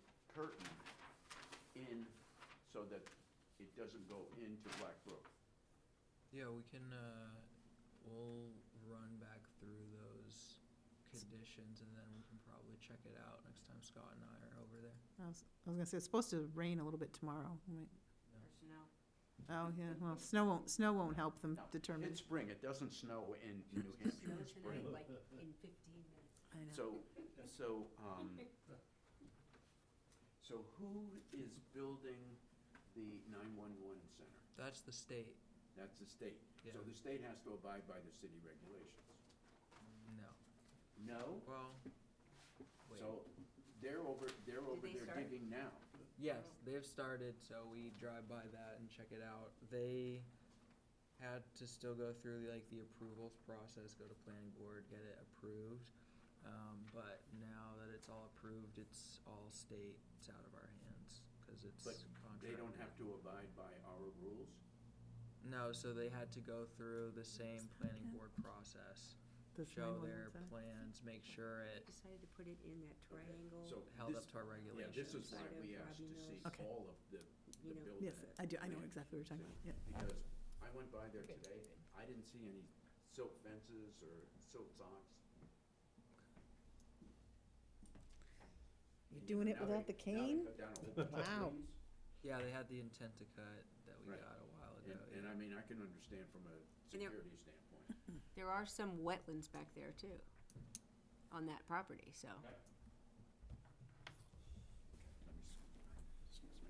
I mean, they had to, as I recall, when they made a plan for that building, they, you know, had to make sure they were not near the wetlands. But, maybe I dreamt it. Okay, all right, so we're down to liaison and subcommittee reports, other business, staff report. Okay, staff report. It has been found. The one and Oh, wait a minute, it's upside down. County All right. Conservation Commission banner has been located, so you guys will have this for Love Our But no Earth Day. tablecloth. So this is what we have. I asked the rest of the office, and Savannah doesn't have any recollection of the Maybe that tablecloth. was just it, yeah. Yeah, I think we just hung that on the, Yeah. Because you didn't like my sign, because I was coloring it at the same time that we were there. okay, good, thank And we you. decided on green letters, yeah. Wait a No, minute, that's that- good, thank you, Yep, yes. and then, I've forwarded what applications for DES we've gotten so far. I know Dean's gonna come in tomorrow and probably sign, I believe, the village court, Marshall Court one. Yeah, other than that, all is well. We sent all the paperwork for milfoil grants down to DES, so they are finishing up things on their end. So we're just kind of playing the waiting game now.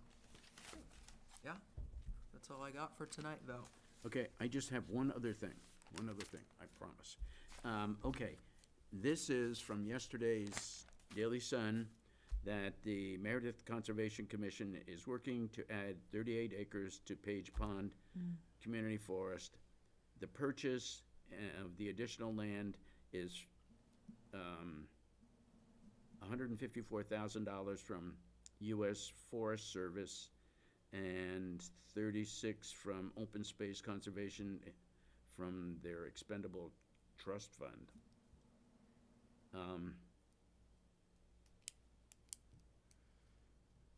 So my question is, forget it, I don't have a question. I have to get more ducks. I have to find more ducks before I have a question. So, anyway, that's an FYI. Did you see the Lake Winnipesaukee Alliance, their April Fool's picture Oh, yes. that was online with the diapers for the ducks? yeah. They said there was gonna be a new regulation that said that all ducks and ducklings have to wear diapers to help ward off fertilizer into the lake. I'm sorry, but they also said that it's no longer called Lake Winnipesaukee. Right. All right, yeah. Oh, that's right. What was it? Because you couldn't spell Cyber Lake or Winnipesaukee. something. Yeah. Cyber Lake, right, yeah. You know how I learned to spell Winnipesaukee? Was the Lake Winnipesaukee Association was doing a videotape to advertise the association. And they needed somebody to kind of be like, I don't know, the MC or something.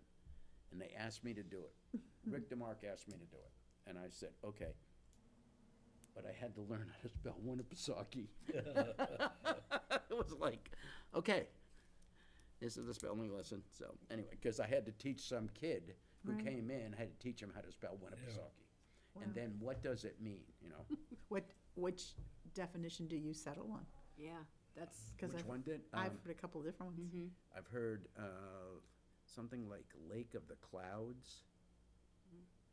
The one I grew up hearing was Great Spirit Smiling, but then I Yes. heard Yeah. another Yeah. one since then.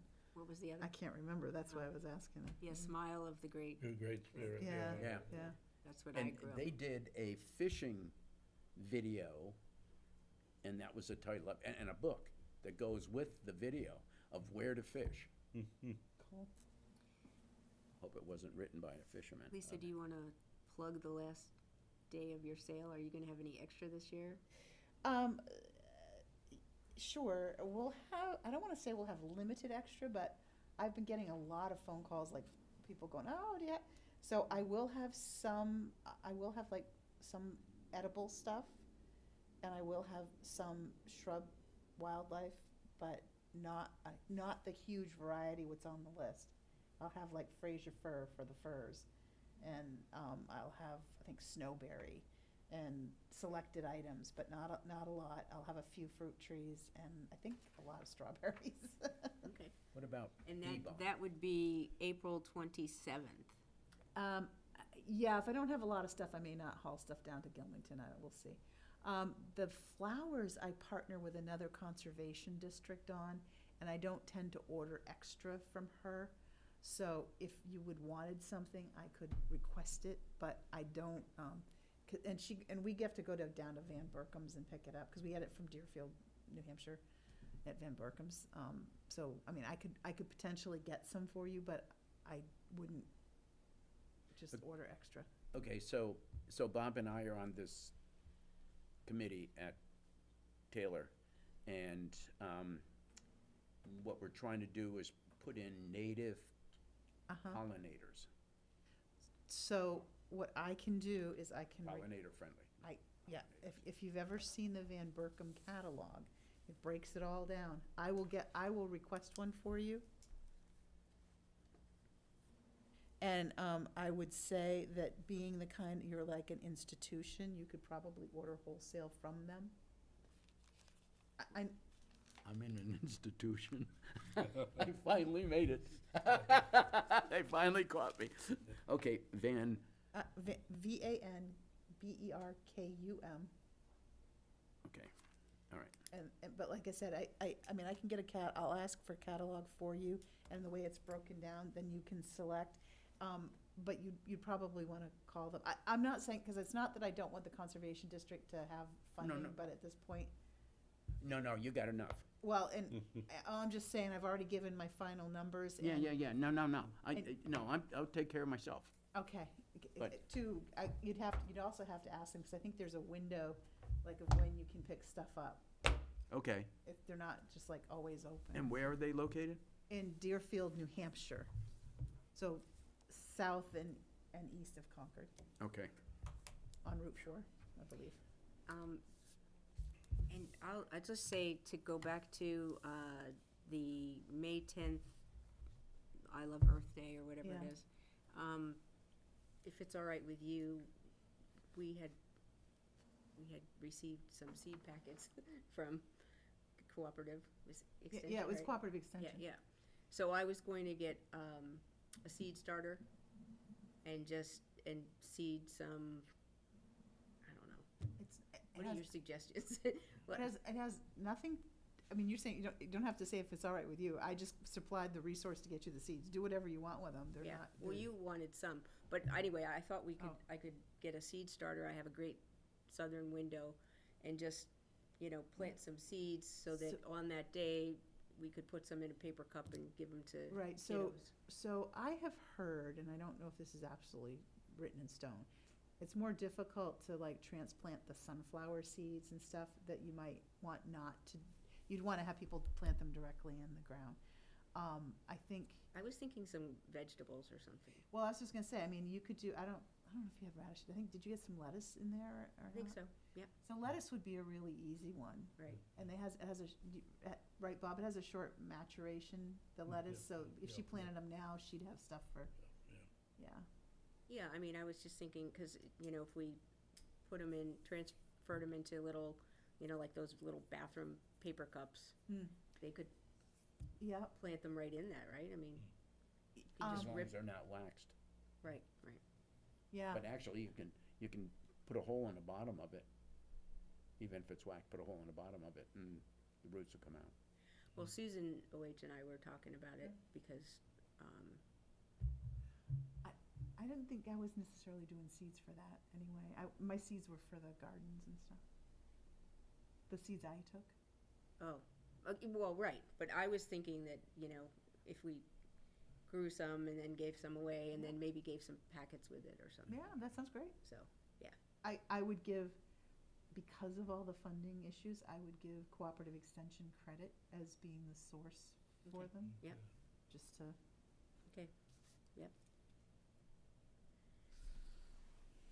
Okay.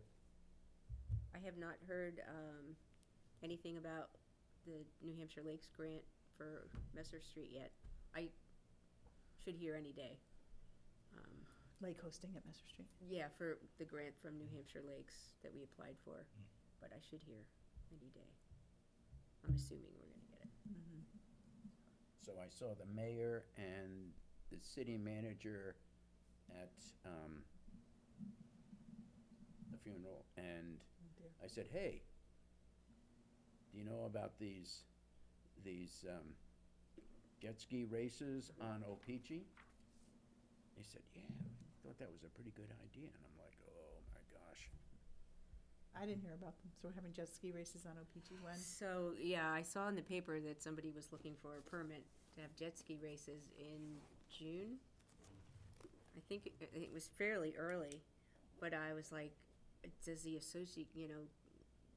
Opeechee Association know this? I Yeah. mean, that's like terrible for erosion and everything else.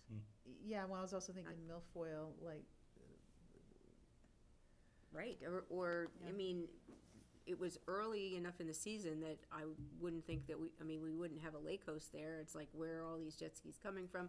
Yeah. Granted, it's early in the season, so it may be their first trip in the water, but still.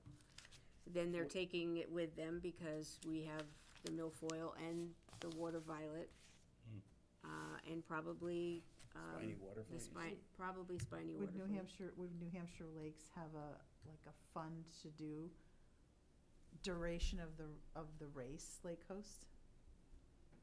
I don't know if they've ever done a specific Like event event specific? like that. Yeah, it might be something to ask, Amy, but is it not? Well, plus, they applied for it. I don't know. Did it go through? I don't know.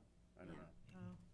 Oh, And what does the Opeechee Association have to Preservation say? Alliance, is that still called the Preservation Alliance, is it? Yeah, Lake Opeechee Preservation Society, is that what it is? Association. Association, yeah. Society.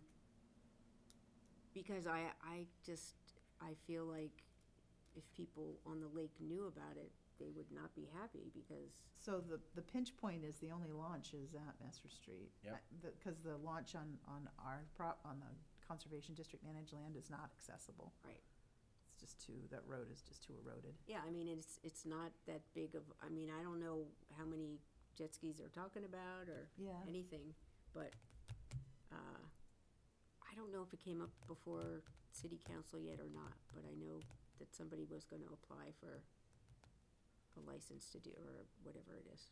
Well, I think the other thing is, you know, with the state funding being cut,